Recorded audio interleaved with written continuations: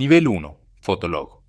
Antes de Instagram, antes de las historias, antes de que todo pasara desde el celular, estaba Fotolog. Y la regla era simple: una foto por día. Si querías subir otra, tocaba esperar. Hoy suena rarísimo. En ese momento tenía sentido. La imagen del día cargaba con todo: el ánimo, la ropa, la canción que estabas escuchando, la necesidad adolescente de decir mírenme, sin escribir demasiado. Fotolog nació en 2002, en una internet más lenta y bastante más torpe. Pantallas cuadradas, cibercafés, la computadora familiar en el living, perfiles armados con colores fuertes y comentarios que hacían de visita pública. En Argentina, Chile, Brasil y México pegó fuerte, muy fuerte. Para mucha gente fue el primer lugar donde construyó una identidad online con foto, firma y audiencia. El gran momento llegó en 2007, cuando la francesa High Media compró Fotolog por unos 90 millones de dólares. La cifra hablaba sola. La plataforma ya tenía más de 13 millones de miembros y miles de millones de páginas vistas por mes. Era masiva. Uno subía la foto, revisaba quién había firmado, veía si aparecía esa persona puntual, y con eso alcanzaba para pasar media tarde. Después, el mundo cambió más rápido que Fotolog.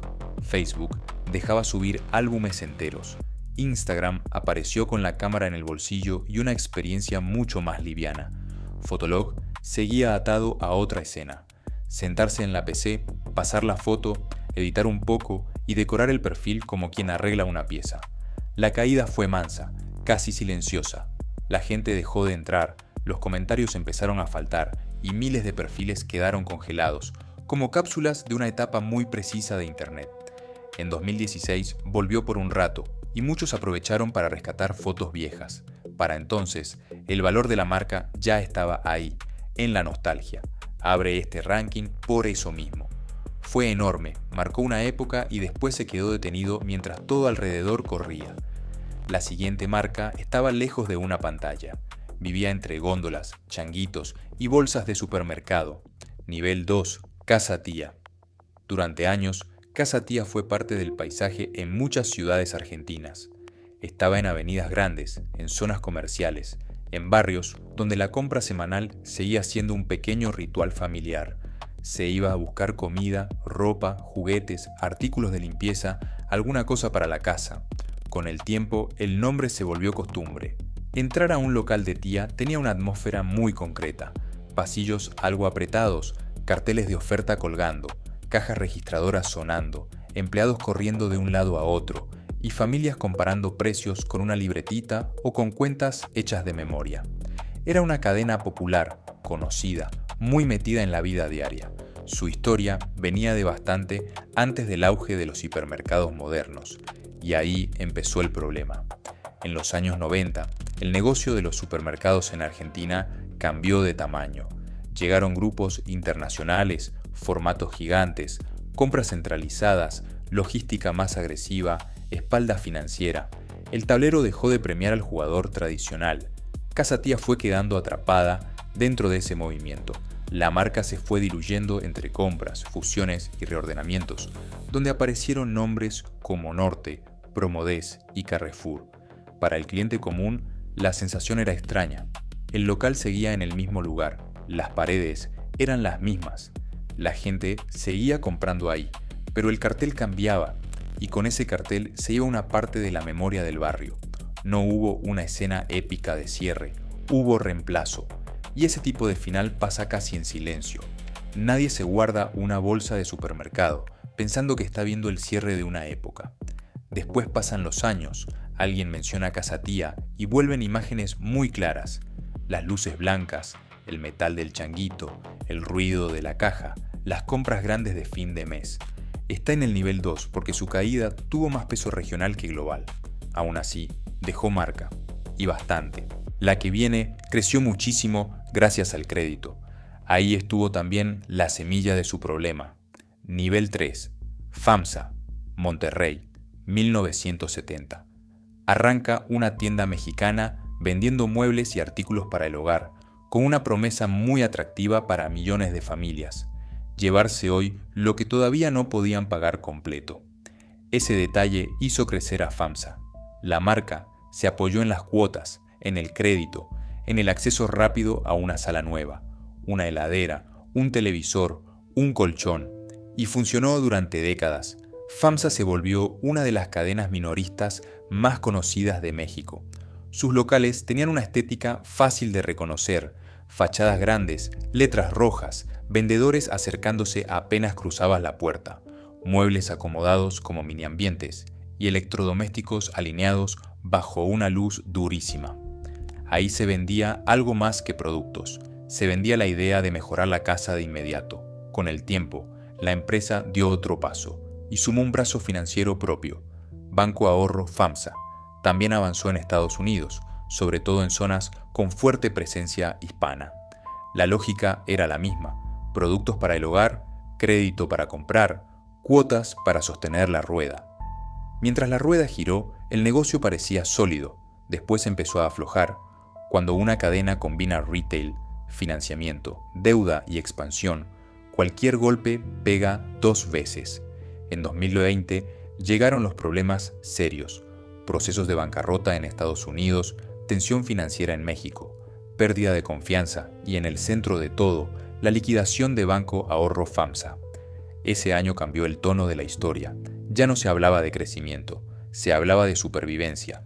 Lo que vino después fueron cierres, sucursales vaciándose, carteles de liquidación, salas armadas para exhibición que terminaban desmanteladas pieza por pieza. En 2023, FAMSA cerró sus últimas tiendas en México, incluida una ubicación histórica en Monterrey. Para una marca que había ayudado a amueblar casas durante generaciones, la imagen era dura. Sus propios locales quedaban desnudos. FAMSA entra en el nivel 3 por escala y por el tipo de caída. Llegó a tener cientos de tiendas, miles de empleados y una presencia muy fuerte en el consumo popular. Cuando se quebró la estructura financiera, el resto empezó a ceder atrás. La próxima marca vendía otra cosa: tiempo, distancia, movimiento. Y cayó frente a todos, en los aeropuertos. Nivel 4. Mexicana de Aviación. Mexicana de Aviación llevaba tanto tiempo en el aire que mucha gente la sentía parte natural del país. Había nacido en 1921, cuando volar todavía tenía algo de aventura y algo de lujo. Los primeros años venían con pistas modestas, hangares chicos y pilotos que parecían más exploradores que empleados. Con el paso de las décadas, Mexicana se volvió una referencia de la aviación mexicana. Sus aviones unían ciudades, familias, viajes de trabajo, vacaciones, mudanzas. En el aeropuerto de Ciudad de México, ver sus colores era habitual.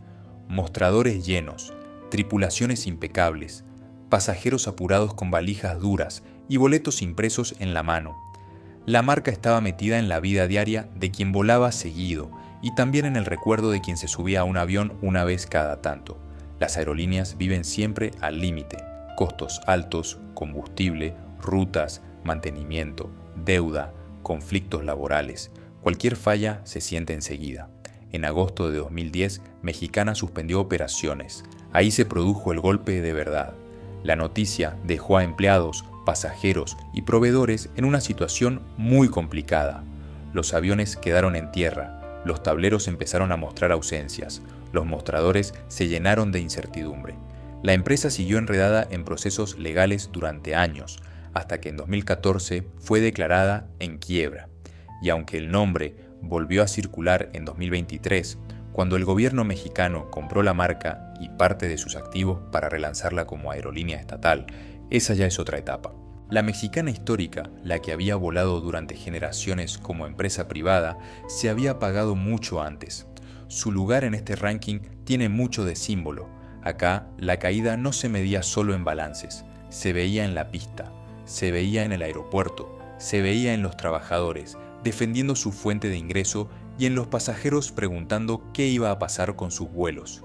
Cuando una aerolínea así desaparece, el hueco se nota enseguida, y del aeropuerto pasamos al shopping, donde otra marca parecía eterna hasta que se le vino encima el cambio de hábitos. Nivel 5, Forever 21.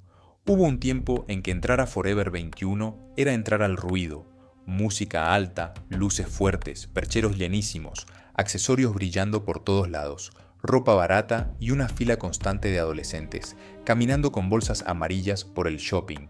La marca entendió muy bien el impulso de la compra rápida, ver algo, probártelo, pagarlo, y salir con la sensación de que habías capturado una tendencia a tiempo. La empresa nació en Los Ángeles en 1984, primero como Fashion 21. Sus fundadores, Do-Won Chang y Jin-Suk Chang, armaron un negocio que leía bien a su público: gente joven, presupuesto ajustado, ganas de seguir la moda sin dejar medio sueldo en el intento. Forever 21 creció sobre esa fórmula: mucha rotación, precios bajos, locales gigantes, abundancia visual.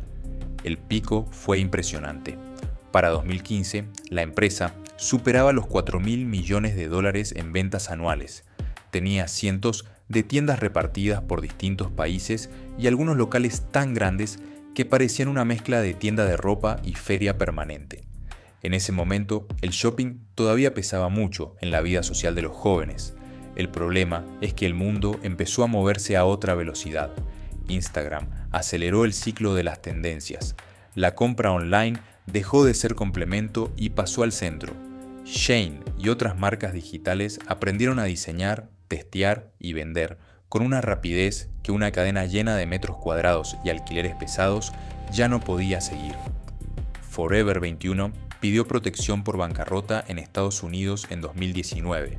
Cerró tiendas, se achicó y en 2020 fue comprada por un grupo encabezado por Authentic Brands, Simon Property Group y Brookfield. Parecía un respiro, no duró demasiado.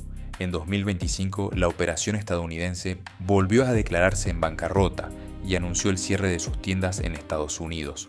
La postal final fue muy clara: carteles de liquidación, percheros medio vacíos, espejos gigantes reflejando espacios demasiado grandes y clientes grabando videos de despedida, como quien registra el final de su adolescencia en un shopping. Forever 21 entra en este nivel porque facturó miles de millones y aún así perdió el pulso de la generación que la había llevado arriba. La moda siguió. La marca se quedó pesada. La siguiente tampoco supo leer el cambio a tiempo, solo que su producto iba directo al living de la casa. Nivel 6, Blockbuster, viernes a la noche. Una familia entra a un local azul y amarillo.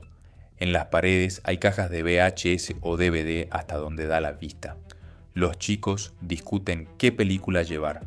Un padre lee la contratapa de una comedia. Alguien pregunta si queda una copia del estreno. Ese paseo era parte del plan. Elegir la película también era entretenimiento. Durante años, Blockbuster fue eso, un ritual. Para ver algo en casa había que salir, caminar los pasillos, decidir, pagar y después acordarse de devolver a tiempo. La marca convirtió esa costumbre en negocio global. En su mejor etapa tuvo miles de tiendas, decenas de miles de empleados y presencia en varios países. Su logo estaba tan instalado que parecía imposible pensar el fin de semana sin una sucursal cerca. La trampa venía adentro del mismo modelo. Las multas por devolución tardía daban plata, pero también fastidiaban al cliente. Netflix apareció primero con el correo y una propuesta mucho más cómoda. Luego llegó el streaming, que cambió la relación entera con el contenido. Ya no hacía falta manejar, ni buscar, ni devolver nada. La película estaba ahí. Blockbuster tuvo chances de reaccionar. Pudo comprar Netflix en una etapa temprana. Pudo usar su tamaño para acelerar el giro digital. Pudo aceptar antes que el local físico iba perdiendo fuerza. La estructura enorme, los alquileres y la costumbre de exprimir el viejo sistema jugaron en contra. En 2010, la empresa se declaró en bancarrota. En 2011, Dish Network compró sus activos. Para 2014, las tiendas corporativas habían bajado la persiana. La imagen de la caída todavía pega porque mucha gente la vivió de cerca. Pasillos vacíos, afiches de estrenos en liquidación, cajas vendidas por monedas, empleados levantando lo último del inventario. Lo que había sido un plan clásico de fin de semana quedó reducido a una pieza de museo. Y museo, de hecho, es casi en lo que se convirtió la marca. Hoy queda una tienda muy famosa en Bend, Oregon, que vive más del recuerdo que del negocio. Blockbuster ocupa el nivel 6 porque fue un imperio físico arrasado por una forma nueva de consumir.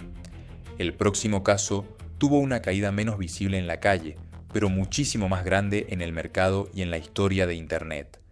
Nivel 7. Terra. Para entender Terra hay que volver a una Internet que hacía ruido antes de aparecer en pantalla. El módem marcando, las páginas tardando en cargar, el correo gratis, los chats, los banners gigantes y sobre todo los portales. Durante un tiempo, la gran pelea online pasaba por ahí. ¿Quién se quedaba con la página de inicio de millones de usuarios? Terra Networks nació con el empuje de Telefónica y una ambición enorme: dominar Internet en español y portugués, España, América Latina, Brasil, el mercado hispano en Estados Unidos. El mapa era gigantesco. En noviembre de 1999 salió a bolsa y se subió de lleno a la euforia.com. Las acciones volaron. En pocos meses, Terra pasó de promesa fuerte a emblema del momento. La escena decisiva llega en mayo de 2000. Reuniones, pantallas con cotizaciones, ejecutivos convencidos de que estaban cerrando una jugada histórica. Terra anunció la compra de Lycos, uno de los grandes portales de Estados Unidos, en una operación valuada en unos $12.500 millones en acciones. La suma era descomunal. Terra Lycos prometía alcance global, tráfico masivo y una entrada directa al mercado estadounidense. El problema es que la fiesta de Internet ya estaba crujiendo. Muchísimas empresas valían fortunas sostenidas más por expectativa que por ganancias reales. Terra tenía usuarios, marca y respaldo corporativo, pero también cargaba presión bursátil y pérdidas. Cuando la burbuja empezó a pincharse, el castigo llegó muy rápido. La acción se desplomó. Lo que unos meses antes se veía como una apuesta brillante pasó a figurar entre los grandes excesos de aquella época. En 2004, Terra vendió parte de Lycos a Daum por una fracción mínima de lo que había pagado. Esa diferencia sola cuenta media historia. La otra mitad está en cómo cambió Internet después. Google simplificó la búsqueda. Facebook alteró la circulación del contenido. Los portales generalistas fueron perdiendo peso y esa idea de la puerta de entrada a la web empezó a envejecer. Terra no dejó una fila de persianas bajas ni un aeropuerto vacío.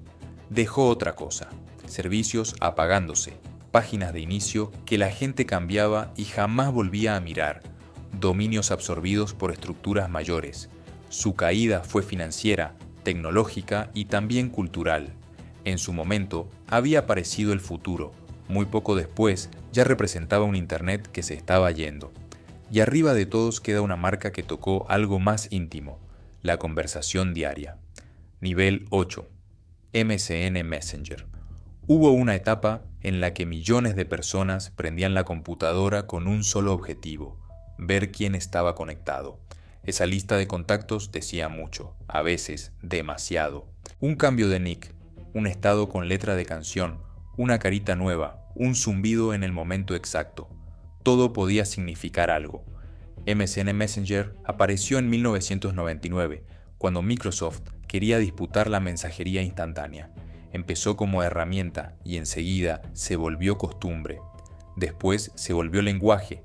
Tenía emoticones personalizados, nombres larguísimos llenos de símbolos, ventanas que titilaban, conversaciones eternas, archivos que tardaban siglos en enviarse y ese sonido de inicio, de sesión que todavía mucha gente recuerda apenas lo escucha. La fuerza de Messenger estaba en el ritual: llegar del colegio o del trabajo, prender la PC, esperar que cargara Windows y mirar la lista, ver si esa persona estaba, o si todavía no. Había amistades que pasaban horas enteras ahí adentro, parejas que discutían por chat hasta la madrugada, universitarios coordinando salidas, gente en oficinas mezclando trabajo con charla personal. En América Latina, su presencia fue enorme. En cibercafés, en casas, en locutorios, en cualquier lugar con una computadora conectada. Para 2009, Windows Live Messenger superaba los 330 millones de usuarios activos mensuales. Esa escala lo ponía entre los servicios de comunicación más usados del planeta. Y aún así, el cambio de hábito ya estaba en marcha. El celular se volvió el centro. Facebook capturó la identidad social. WhatsApp hizo del número de teléfono la puerta de entrada. Skype ofrecía voz y video, y Microsoft decidió apostar ahí después de comprarlo en 2011 por $8.500 millones. Poco después llegó la decisión que terminó de sellar todo: migrar Messenger a Skype. En 2013, Microsoft anunció el cierre de Windows Live Messenger en la mayor parte de los mercados. Los usuarios recibieron correos explicando que sus contactos pasarían a Skype. En los papeles sonaba ordenado. En la experiencia real, mucha gente sintió que le cerraban una habitación entera de Internet. Skype estaba ahí, sí, pero el clima era otro, la estética era otra, el ritmo también. Messenger quedó guardado en capturas viejas, sonidos recordados y páginas de nostalgia. Para una generación, sigue asociado a tardes largas frente al monitor, romances torpes, amistades intensas y esa ansiedad mínima de esperar que alguien apareciera en línea. Cierra el ranking porque llegó a cientos de millones de usuarios y se metió en la vida íntima de muchísima gente. Aún así, terminó absorbido, reemplazado y borrado del uso masivo. La fama nunca garantiza permanencia. Una marca puede estar en todos lados durante años y perder pie en muy poco tiempo. A veces alcanza con un cambio o evolución que no se vio venir en el momento adecuado, para terminar liquidado un imperio. Y hay algo raro en estas historias. La empresa se achica, quiebra o desaparece, pero ciertas imágenes siguen intactas. Una bolsa de casa tía, un viernes en Blockbuster, una ventana de Messenger abierta a medianoche, una foto subida a Fotolog desde la computadora del living. Ahí todavía viven. Si te gustó este video y estás suscrito, nos vemos en el próximo nivel.